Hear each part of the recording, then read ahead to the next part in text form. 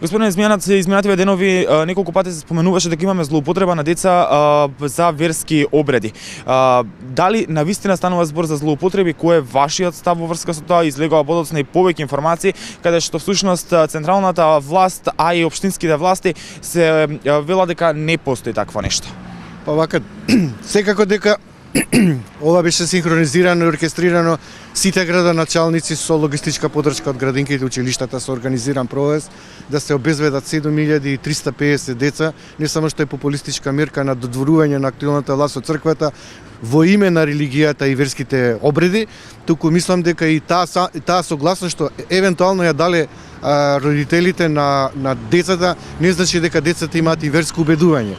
Јас морам да искористам да направиме ние едни поворки од 7350 деца, каде што градските татковци ќе ни дадат автобуси, да децата ги организираме заедно со родителите, со маски, да им појдеме пред нивните општини, таму каде што пием 10,2,5, частичките се над 200 мг по метар кубен, и да упатиме јасни барања и пораки да се стави стоп на загадувањето, загадувањето во 5 града во Македонија, Скопје веќе неколку месеци на прво, на втори или на не знам кое место, и на тој начин да изразат една одговорна нивна општинска активност како градоначалници, да ни помогнат да избегнеме секој второ дете да биде погодено од аерозагадувањето, да има бронхитис, да има астма, да не може да излезе надвор, децата да шетаат со маски. Има оваа актуелна власт поголеми приоритети. Приоритетот со аерозагадувањето е под број 1. Сите тие за време на изборите се заветуваа дека ќе се стави стоп на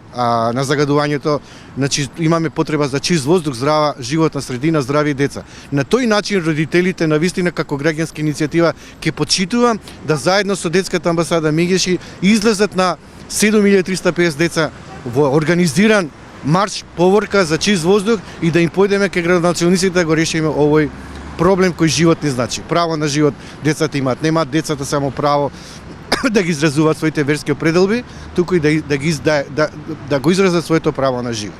Дали воопшто дете од 7, 10, 13 или 15 години може да каже дека ќе биде христијанин или муслиманин или воопшто да изрази својата верска определба, па било која и да е таа? Колкава е одговорноста на самите родители, колкава е на општинските власти со организирање на сето ова што бевме сведоци да го видиме изминативе денови? Ние сме секуларна држава. Едно е традиција дечињата што пеат коледе, а друго е вие да ги организирате за да одат кај градските татковци да се сликаат со нив и да прават таа себе промоција.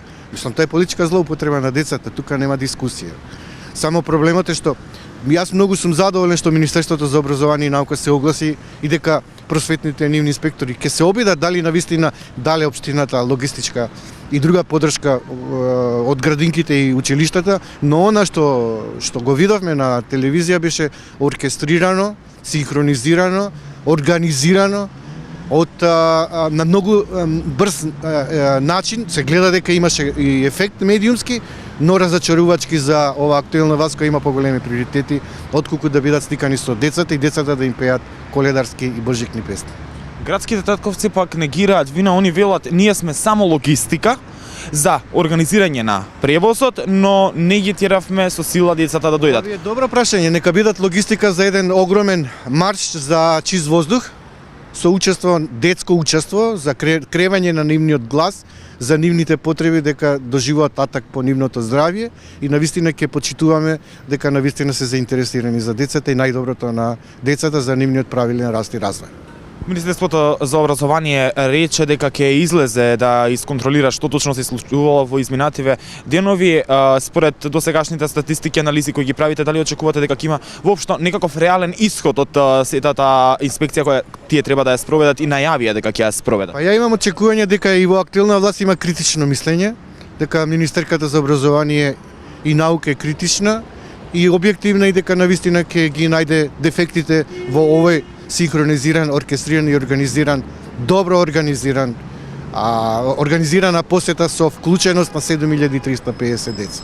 Со оглед дека можеби тука се загрозени правата на децата, дали детската амбасада Меѓеши воопшто ќе реагира на сето ова? Можеме да го нотираме како една класична политичка злоупотреба на деца преку верските традиции и обреди за себе промоција, еден популистички метод кој мислам дека со претходната власт требаше да заврши, ќе биде нотирано во извештај до Комитетот за правата на детето, од таму ќе се преземат одредени препораки. Она што најмногу не загрижа што нема санкции за одговорните сторители на оваа политичка злоупотреба.